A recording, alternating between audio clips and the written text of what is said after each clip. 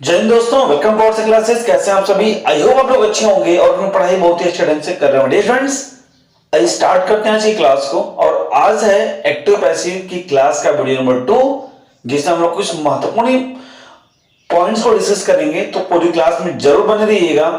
पहली वीडियो में हमने इससे रिलेटेड बहुत सारे पॉइंट डिस्कस किए हैं।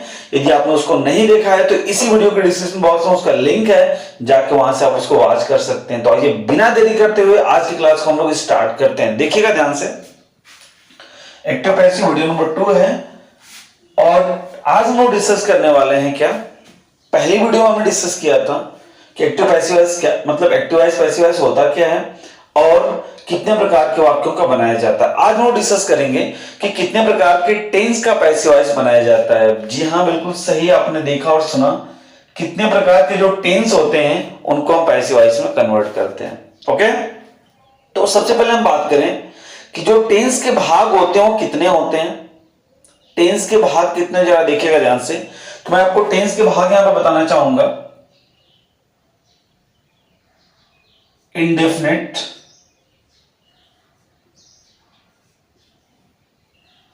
एक मिनट, one minute. Indefinite,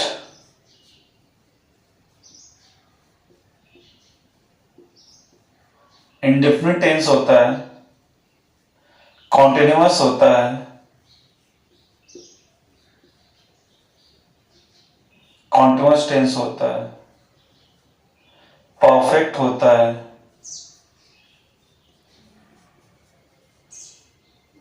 and perfect continuous tense होता है।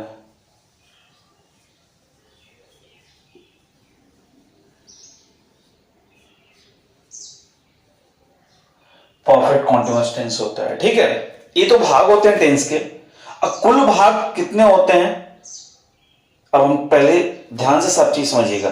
टेंस के प्रकार 3, present, past and future. Tense के भाग कितने?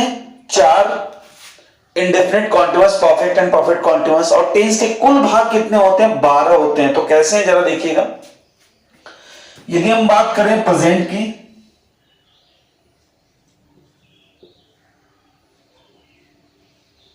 हम बात करें पास्ट की और हम बात करें फ्यूचर की,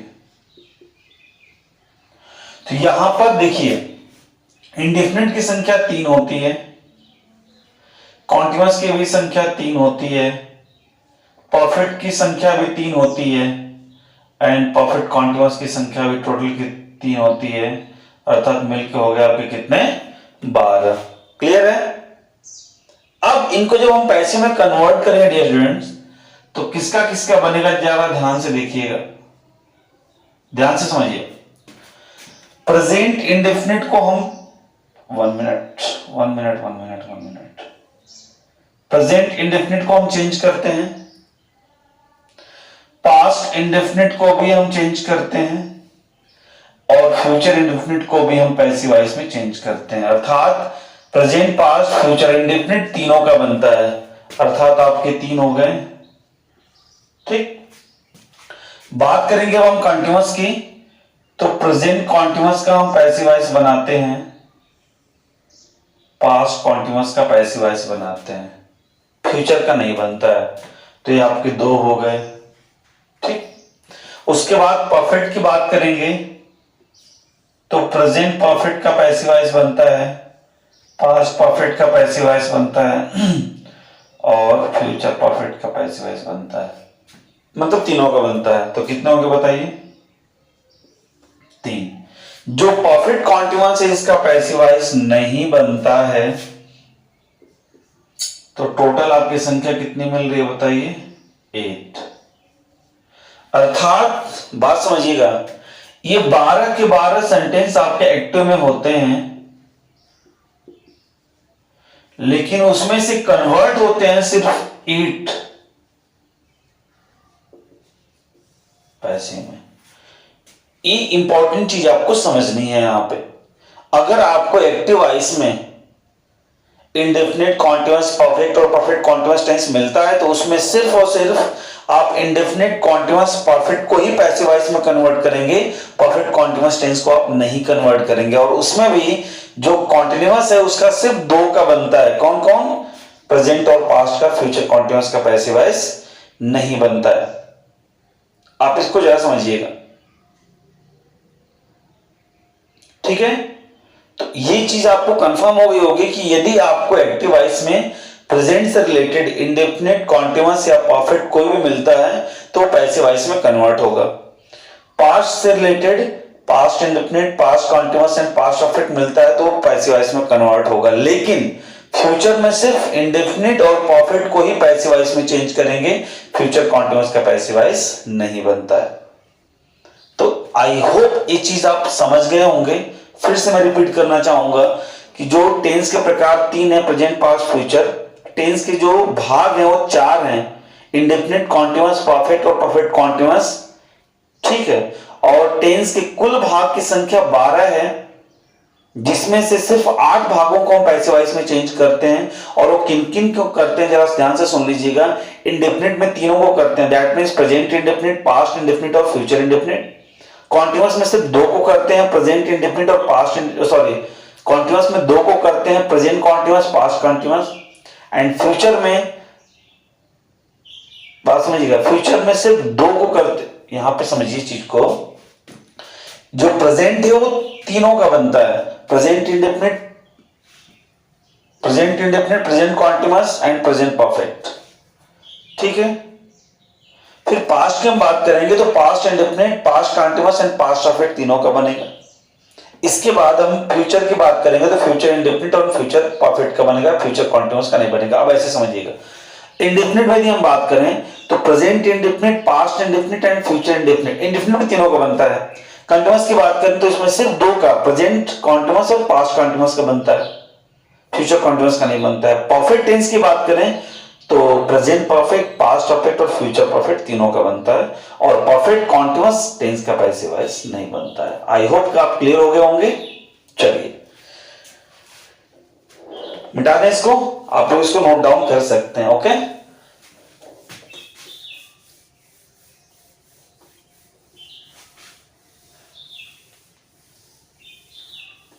चलिए हो गए। अब देखिए, अब कुछ चीजें मैं आपसे डिस्कस करना चाहता हूं।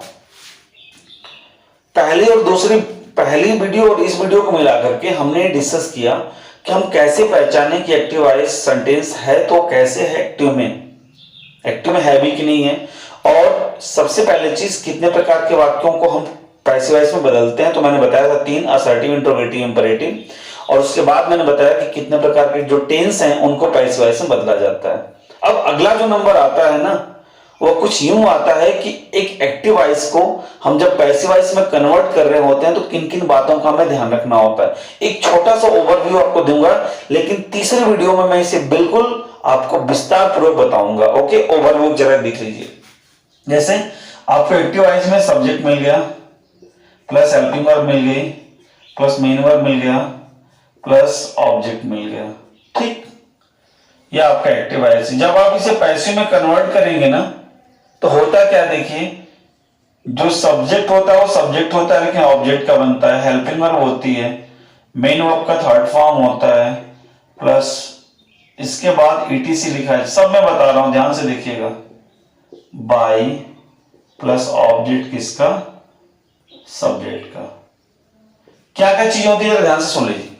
इसमें क्या हम करते हैं कि सब्जेक्ट का ऑब्जेक्ट बनाते हैं, ऑब्जेक्ट का सब्जेक्ट बनाते हैं, दैट मींस एक्टिव वॉइस में ऑब्जेक्ट का होना बहुत जरूरी है।